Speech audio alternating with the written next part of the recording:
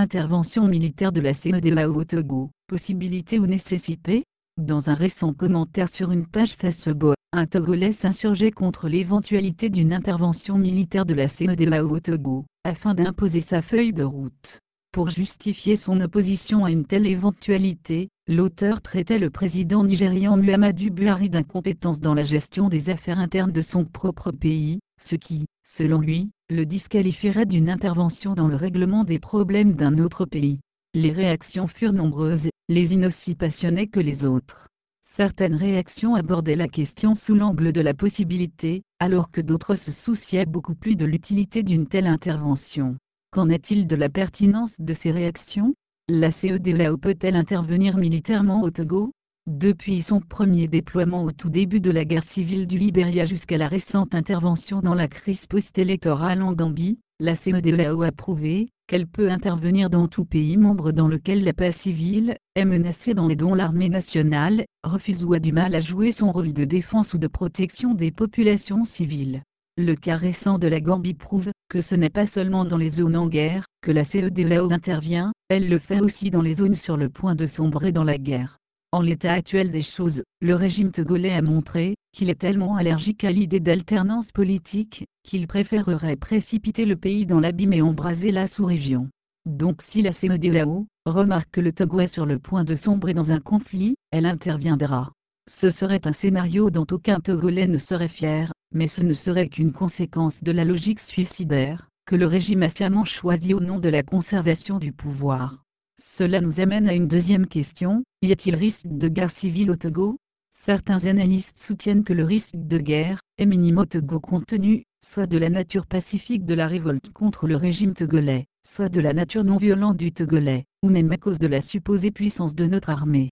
Aucune de ces raisons ne résiste à une analyse critique. Primo, même si les leaders de la lutte pacifique à Sigbal ont choisi cette méthode, cela n'éloigne en rien les risques de guerre.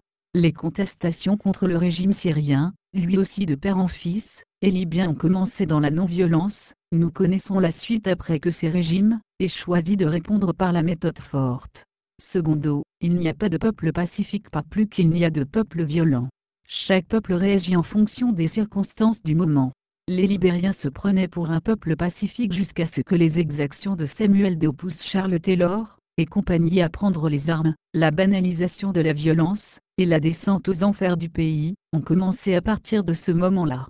Par rapport au désespoir grandissant au sein de la population face aux agressions et intimidations répétées contre les partisans de l'opposition, et la volonté manifeste du régime de faire échouer la feuille de route de la CEDEAO, il suffit qu'un petit nombre de personnes échappent au contrôle des leaders actuels de la contestation pour précipiter le pays dans une confrontation armée.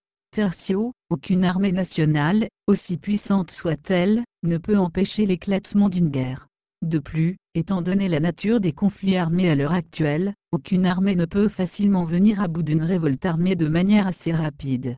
Depuis la fameuse agression terroriste de septembre 1986, et les tentatives de coup d'État réels et imaginaires qui ont suivi, l'armée togolaise n'a pas affronté un ennemi organisé en groupe armé au cours des 20 dernières années.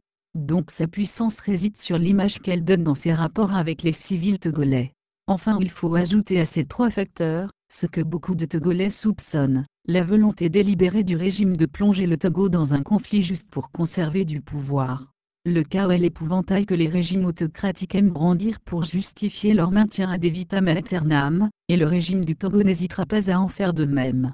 D'ailleurs, l'alliance entre les politiciens jusqu'aux boutistes, certains militaires et les miliciens du parti au pouvoir, n'a d'autres objectifs que d'empêcher l'alternance par tous les moyens, y compris par une guerre civile. Pour ces raisons, parmi tant d'autres, il est possible que la CEDEAO intervienne militairement pour réduire le risque d'un conflit qui aura des répercussions sur toute la région. Voilà pour la possibilité d'une intervention. Pour ce qui est de la nécessité, les circonstances qui concourent à la possibilité d'une intervention rendent cette intervention nécessaire. Reste à savoir si l'événement déclencheur viendra du peuple, ou du régime qui ne reculera devant rien pour rouler la CEDEAO dans la farine, comme il l'a fait avec tous ceux qui ont pris le risque de croire en sa parole. L'intervention militaire de la CEDEAO viendra des erreurs du régime. Et puisque le régime est occupé à commettre ces erreurs tous les jours, il ne reste qu'à le pousser dans cette voie.